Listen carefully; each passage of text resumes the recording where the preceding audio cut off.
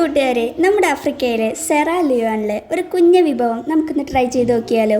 അതെ, ഇതെന്താ സംഭവം എന്ന് മനസ്സിലായോ? ഇത് നമ്മുടെ പാം ഫ്രൂട്ടാണ്. അതെ, ഇവിടെ അതിനെ ബങ്ക എന്നാട്ടോ പറയാ. ആദ്യം തന്നെ നമുക്ക് ഈ ബങ്കയെ നല്ല മാതിരി കഴുകി ഒന്ന് ഫ്രഷ് ആക്കി എടുക്കാം.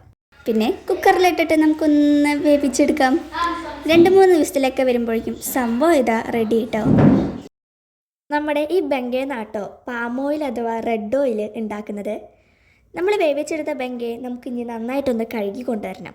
വെന്തോ ഇല്ലേന്ന് ഉറപ്പാക്കി നമുക്ക് അവരെ നന്നായിട്ടൊന്ന് കഴുകിയെടുക്കാം.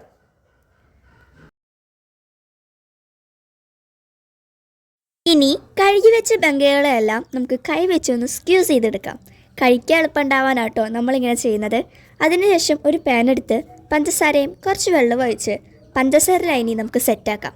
അതിലോട്ട് നമ്മൾ സ്ക്യൂസ് ചെയ്ത് വെച്ച നമ്മുടെ ബങ്കകളെയെല്ലാം ഇട്ട് നല്ല മാതിരി ഇളക്കി ഒരു 2 മിനിറ്റ് നമുക്കൊന്ന് അടച്ചു വയ്ക്കാം. ഇവിടെ പഞ്ചസാരയും ബങ്കയും നന്നായി മിക്സായി വരുന്നതോടുകൂടി നമ്മുടെ റെസിപ്പി ഇവിടെ തയ്യാറായിട്ടോ. നമുക്കിനി ഗ്യാസ് ഓഫ് ചെയ്ത് സെർവിങ് ബൗളിലോട്ട് സംഭവം മാറ്റാം. അങ്ങനെ ഇതാ നമ്മുടെ ഷുഗർ ബങ്ക ഇവിടെ റെഡി ആയിട്ടുണ്ട് കേട്ടോ. പിന്നെ ഒരു കാര്യം പറയാൻ മറന്നുപോയിട്ടോ, നമ്മുടെ ഈ ബങ്കയിലുള്ള ഓയിലും പഞ്ചസാര ലൈനിയും വായിലോട്ട് വലിച്ചെടുത്തതിന് ശേഷം നമ്മൾ ആ ഫ്രൂട്ട് തുപ്പിക്കളയണം കേട്ടോ. നമുക്കത് കഴിച്ചിറക്കാൻ പറ്റില്ല. അപ്പോൾ ശരി, ബായ്.